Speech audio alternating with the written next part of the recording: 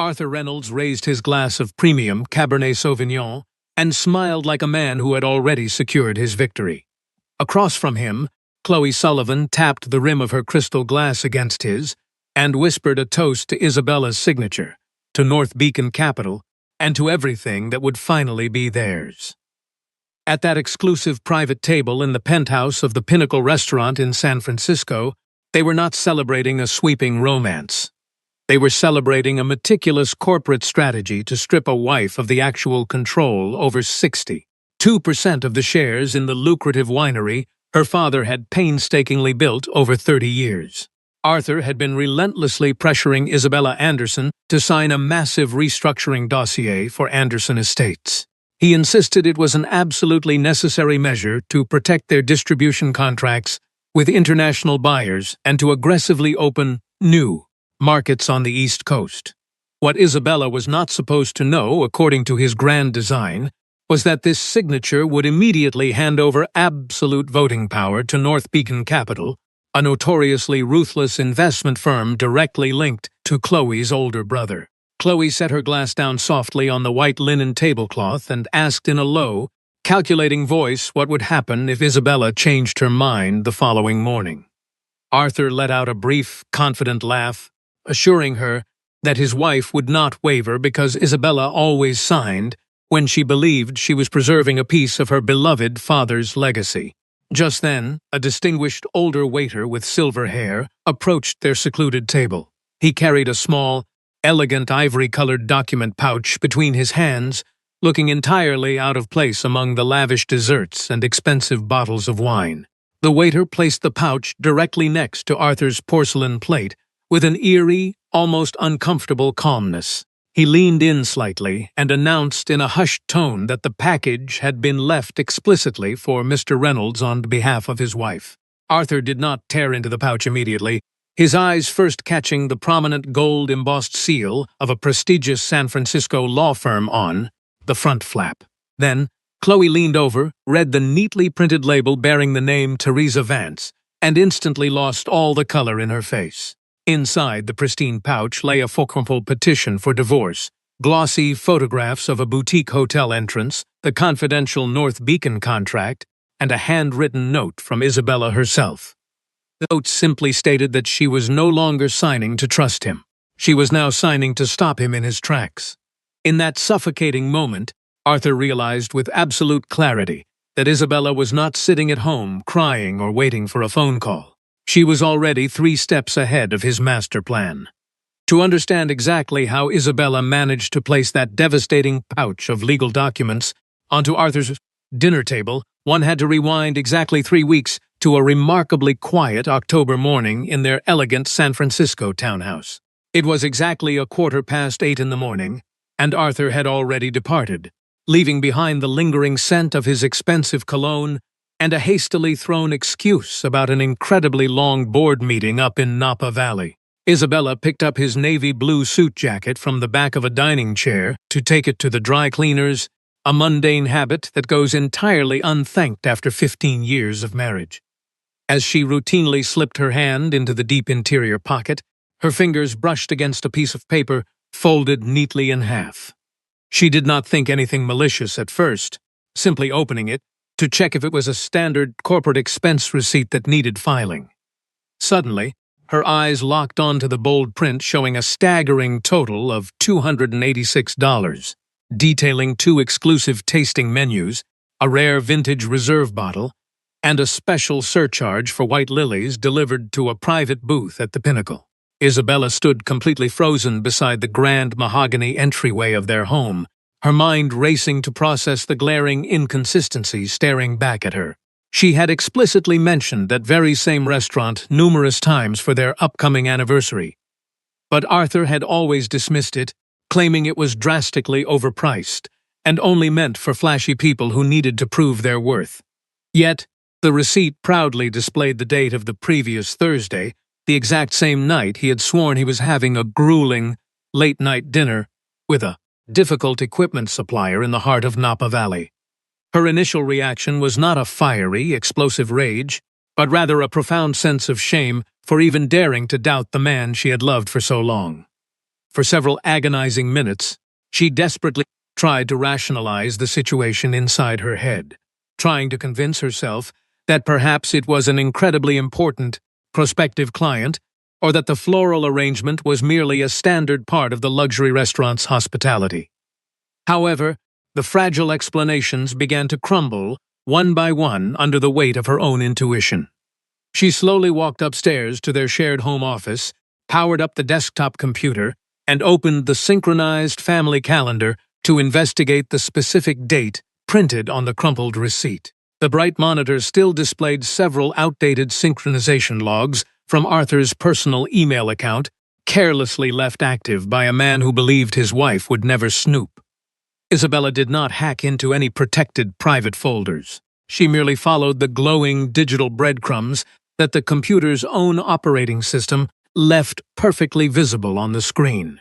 The restaurant reservation was sitting right there in plain sight, boldly confirming a discreet private table, a highly specific selection of imported wine, and a request for a fresh bouquet of white lilies. Just beneath the reservation details, buried within a seemingly innocuous work calendar note, she read a fragmented sentence that shattered any lingering illusions of a harmless, romantic affair. The note blatantly read that after she finally signed the documents, the entire Napa Valley operation would belong exclusively to them. Isabella rested her trembling hand heavily on the computer mouse, unable to move a single muscle as the sheer gravity of those chilling words completely altered her reality. This was no longer just about discovering another woman in his life. This was about a calculated, malicious theft of her birthright. She immediately remembered the thick blue dossier that Arthur had casually been leaving on the center of their polished dining room table for the past several weeks. Every single time she expressed a desire to sit down and review the dense legal jargon with a clear head, he would flash a disarming smile and repeatedly reassure her that it was merely a routine administrative formality designed to shield the family business from liabilities. Isabella cast her gaze downwards, her eyes falling back upon the wrinkled restaurant receipt, clutched tightly in her fist. For the first time in many years, her spacious home did not feel like a tranquil sanctuary. It suddenly felt like a hostile environment where she was being actively hunted. Deep within that suffocating wave of paranoia, a horrifying question emerged that she could absolutely no longer ignore or push away. What exactly was Arthur attempting to do with the pristine reputation and hard-earned legacy of her late father? Isabella refused to touch the ominous blue dossier that morning, leaving it exactly where Arthur had positioned it, complete with his silver fountain pen resting on top like a silent, venomous invitation.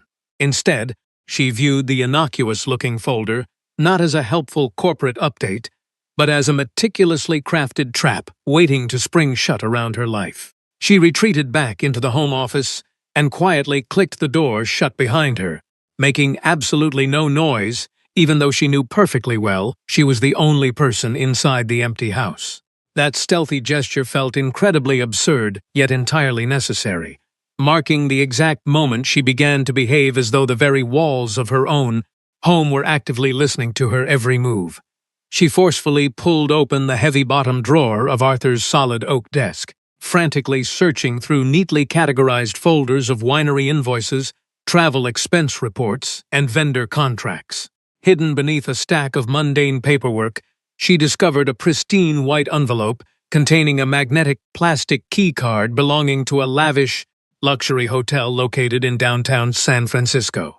The card itself would have meant absolutely nothing if it did not feature a faintly stamped date corresponding perfectly to the same Thursday as the damning restaurant receipt. Isabella numbly placed the plastic card onto the desk next to the receipt, and shortly after, she unearthed a second card, followed rapidly by a third. All three key cards corresponded to specific nights when Arthur had looked her directly in the eyes and promised he was sleeping at a modest motel in Napa Valley due to exhausting early morning harvest preparations. She aggressively refused to allow herself to cry, firmly deciding that tears were a useless luxury she simply could not afford at this crucial juncture. She booted up Arthur's discarded older laptop, easily bypassing the non-existent security to uncover a hidden digital folder ominously titled Project Harvest. The malicious name of the folder sent a sharp, agonizing jolt of pain straight through her chest, as harvest was a deeply sacred term within her family's long history. Her late father used to say the word with profound reverence, speaking of the grueling season of backbreaking labor, damp, fertile earth, and permanently calloused hands. Arthur had brazenly hijacked that beautiful word to camouflage a deeply sinister corporate takeover designed to strip her of everything she owned. Inside the digital folder lay 3 primary documents, the first of which was a devastating proposal for the temporary transfer of her voting rights. According to the dense legal text, Isabella would technically remain the legal owner of her 62% stake, but for a devastating period of 5 years, North Beacon Capital would hold the absolute power to vote on her behalf, regarding all critical strategic decisions. The second document was a highly manipulated internal financial valuation of Anderson Estates, a company she knew intimately was worth comfortably around $48 million. Yet, the fraudulent paperwork had aggressively undervalued the sprawling estate by nearly 65%, making it appear incredibly weak and ripe for a hostile, low-cost acquisition. The third and final document forced the breath directly out of her lungs, leaving her entirely paralyzed in her desk chair. It was a formal draft of a board of directors resolution, strongly suggesting that Isabella should be forcefully removed from her position as president due to a severe lack of emotional stability in the face of international expansion pressures. Isabella read that incredibly cruel sentence twice, and then a third time, realizing it was not just a blatant lie, but a perfectly engineered psychological cage built under the false guise of spousal concern. She quickly searched the state corporate registry for North Beacon Capital and discovered the sole managing director was a man named Henry Sullivan. The surname hit the glowing monitor like a heavy stone, instantly connecting the dots without needing a private investigator to spell out the painful truth. Chloe was not simply Arthur's foolish younger mistress. Her entire family was deeply embedded in the malicious financial conspiracy to steal the winery. Isabella methodically saved copies of every single file onto a small, black external hard drive her father had gifted her years ago to store photographs of their earliest grape harvests. Before safely ejecting the drive, she noticed one final hidden file tucked away in the very bottom corner of the directory.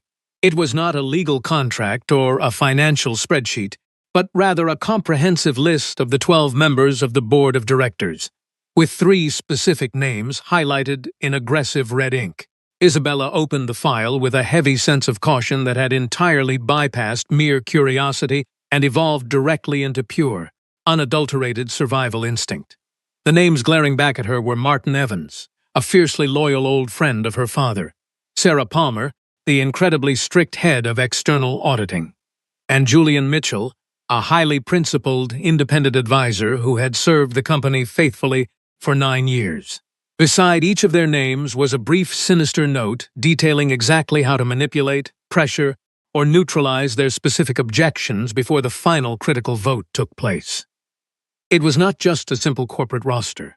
It was a comprehensive map of human weaknesses designed to destroy the very soul of Anderson Estates. Later that evening, when Arthur finally returned home from his supposed business trip, Isabella had meticulously returned the office to its exact original state. Arthur strolled through the front door with a leather briefcase tucked under his arm and flashed a perfectly practiced, exhausted smile. He casually mentioned that they absolutely needed to get the blue dossier resolved that night, not even bothering to take off his suit jacket before pushing his agenda.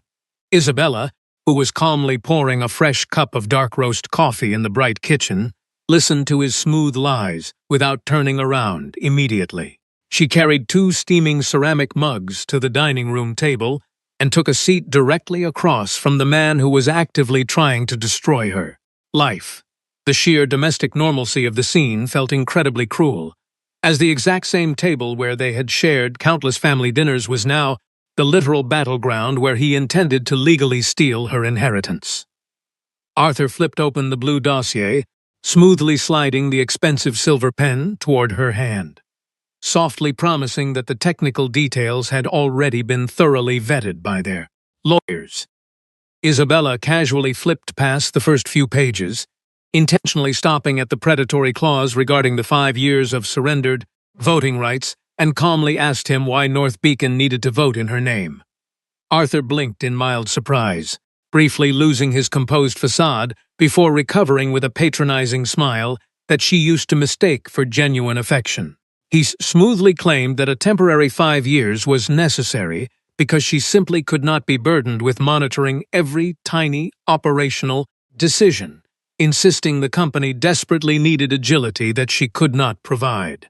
Isabella's eyes hardened as she firmly stated that 5 years did not sound temporary in the corporate world, prompting Arthur's fixed smile to vanish entirely from his face. He patronizingly told her not to turn a simple administrative task into an emotional argument, delivering the ultimate insult by claiming her father merely left a farm. But he was the one who built an empire. Isabella absorbed the massive emotional blow without ever breaking eye contact, slowly setting the silver pen back down onto the table without signing a single page. She coldly suggested that if the deal was truly that beneficial for the company, it could easily wait until an independent lawyer thoroughly reviewed the fine print. Arthur aggressively clenched his jaw, violently pushed his heavy wooden chair back from the table, and stormed off upstairs to take a shower, carelessly leaving his work phone resting on the table. Within less than 30 seconds, the screen brightly illuminated with a direct notification, confirming a private table for 2 at the Pinnacle for Friday night with Chloe Sullivan. Isabella did not touch the glowing device. She merely memorized the damning details, completely solidifying the devastating truth she now held in her hands. The following morning, Isabella left the house hours before Arthur even woke up, leaving no explanatory note behind, only the blue dossier positioned exactly where he had left it. She carried her sleek designer handbag, heavily loaded with the black hard drive, the printed hotel receipts, the restaurant confirmation, and the absolute worst pages of the North Beacon contract. She navigated the bustling morning traffic of downtown San Francisco, arriving at the impeccably discreet law offices of Teresa Vance, a brilliant attorney known for her surgical precision in corporate divorces. Teresa Vance was a formidable woman in her late 50s, sporting sharply cut short hair, thin wire-rimmed glasses, and a piercing gaze that sought absolute clarity rather than offering hollow sympathy. She instructed Isabella to strip away the emotion and present only the cold, hard facts, which Isabella executed flawlessly by laying out the timeline of deceit, document by document, onto the sprawling glass desk. Teresa did not interrupt a single time, furiously taking meticulous notes with a blue fountain pen while demanding full names, specific dates, and exactly how the North Beacon entity fit into the grander scheme. When the veteran lawyer finished digesting the predatory voting rights clause, she placed the paper down and bluntly stated that this was not a restructuring, but a highly coordinated corporate coup. Teresa immediately summoned 2 of her most trusted colleagues, a ruthless corporate litigator and a brilliant forensic accountant, who arrived at the office in under an hour. The seasoned trio spent over 3 hours tearing through the financial discrepancies, highlighting how the 65% undervaluation was explicitly engineered to justify an incredibly cheap buyout by Chloe's brother. It was the sharp-eyed forensic accountant who pointed out the most sickening detail. The draft resolution citing Isabella's mental instability was a preemptive strike to completely discredit her if she ever tried to fight back in court. Teresa slowly removed her glasses, looking Isabella squarely in the eyes to confirm that her husband did not just want a divorce or a young mistress. He wanted to orchestrate her complete professional annihilation under the guise of legal protection. Isabella stared out the large office window at the bustling San Francisco streets, watching ordinary people holding their morning coffees, feeling entirely disconnected from a world that had just fundamentally shifted beneath her feet. Pulling the final piece of evidence from her bag, Isabella presented the Friday night dinner reservation at the Pinnacle, revealing that Arthur firmly believed she would be sitting alone at home while he celebrated his incoming victory. Teresa reviewed the reservation details, noting the secondary contact was Chloe Sullivan, and smoothly asked if Isabella wished to confront him directly before the dinner took place. Isabella firmly shook her head, explaining that warning him would only give him time to destroy evidence and pivot his malicious strategy to a new angle. A brilliant, drama-free plan was born right there in the law office. A simple, elegant ivory envelope delivered by the restaurant staff directly to Arthur's table. While he was most vulnerable, inside would be the divorce filing, the irrefutable evidence of his affair, the exposed North Beacon contracts, and a strict legal mandate that all future communication must go exclusively through Teresa's office. Teresa summarized the brilliant strategy perfectly, noting that on Friday night he would completely lose control of his intricate web of lies, and by Saturday morning, Isabella would rightfully take back control of her father's company. Friday arrived with an almost offensive level of normalcy, as Isabella went through her daily routines without altering a single facial expression or vocal tone. She meticulously answered corporate emails from the estate, carefully reviewed a complex international export report, and forced herself to eat a simple green salad for lunch.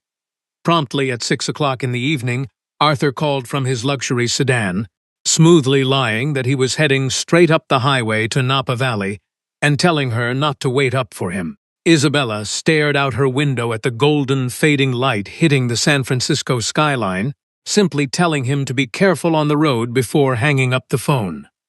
At exactly 20 minutes past 8, her phone buzzed with a short, highly anticipated text message from Teresa, confirming that the legal package was securely in the hands of the restaurant manager. Isabella read the brief confirmation twice, then placed her phone face down on the cool marble countertop, feeling an incredibly strange, profound wave of peace wash over her entire body. At exactly 5 minutes past 9, Arthur confidently strolled into the Pinnacle with Chloe Sullivan draped on his arm, looking incredibly smug in the dark navy suit Isabella had bought for him. The oblivious couple was swiftly escorted to a highly secluded private table, heavily shielded from the rest of the affluent diners by an elegant wooden partition and lush, expensive greenery. Arthur arrogantly ordered an incredibly rare reserve bottle of Cabernet Sauvignon, produced by Anderson Estates itself, treating the wine as a premature trophy of the kingdom he believed he had successfully conquered.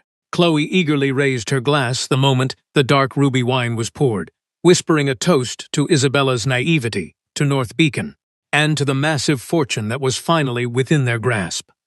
Arthur took a slow, deeply satisfying sip of the wine, leaning across the table to promise Chloe that by Monday morning, the entire board of directors would be completely under his thumb. Chloe offered a smile that lacked genuine warmth, her calculating eyes scanning the room and glancing at her phone, constantly assessing her surroundings like a predator, ensuring no one was watching her move. It was precisely at that moment of supreme overconfidence that the silver-haired waiter materialized beside them, completely bypassing the dessert menus to gently place the crisp ivory pouch beside Arthur's plate. The waiter respectfully informed Mr. Reynolds that the package was a direct delivery from his wife, a sentence that landed on the table with the devastating impact of a detonated bomb. Arthur completely froze, while Chloe slowly lowered her crystal glass, her panicked eyes darting wildly between the mysterious ivory pouch, Arthur's utterly shocked expression, and the terrifying gold seal of Teresa Vance's law firm. With trembling fingers, Arthur tore open the flap, instantly exposing the brutal reality of his situation. The official petition for divorce, the glossy photographs of their illicit hotel rendezvous, and the fully exposed North Beacon documents. Chloe aggressively snatched a piece of paper without asking, instantly turning ghostly pale the exact second she saw her own brother Henry's name boldly highlighted in the financial conspiracy documents. Arthur desperately swallowed hard, stammering out a pathetic attempt to explain the situation, but his eyes were hopelessly fixed on the final handwritten note from Isabella, stating she was signing to destroy him. Chloe instantly realized the catastrophic legal danger her family was now in, dropping her facade of romantic devotion to furiously hiss that Arthur had promised his wife was too stupid to figure anything out. In a chilling display of self-preservation, Chloe coldly gathered her expensive designer handbag and stood up, flatly stating that she absolutely refused to let her brother go to federal prison for Arthur's sloppy mistakes.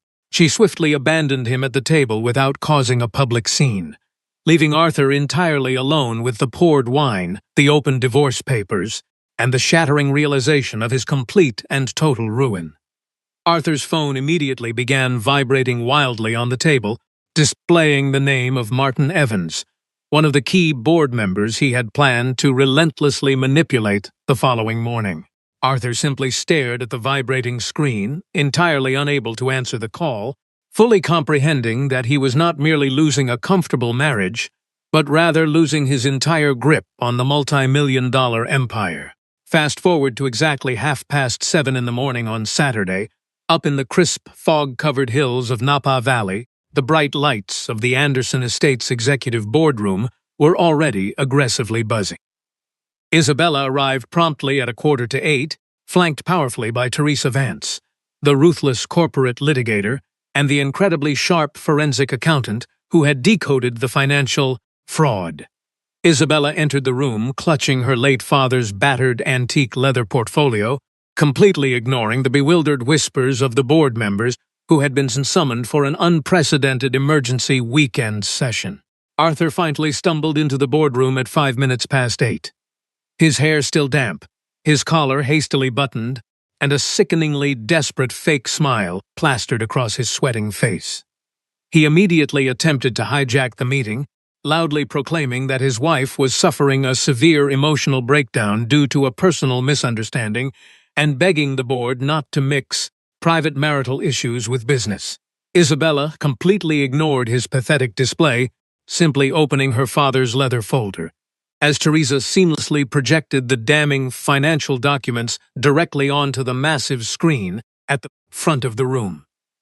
The room erupted into shocked murmurs as the North Beacon contract appeared, instantly exposing Henry Sullivan's name and the fraudulent attempt to forcefully seize Isabella's voting rights for a period of 5 years. The forensic auditor then took the floor, meticulously explaining how the 65% undervaluation was a deliberate, malicious attack designed to bankrupt the true value of the historic vineyard.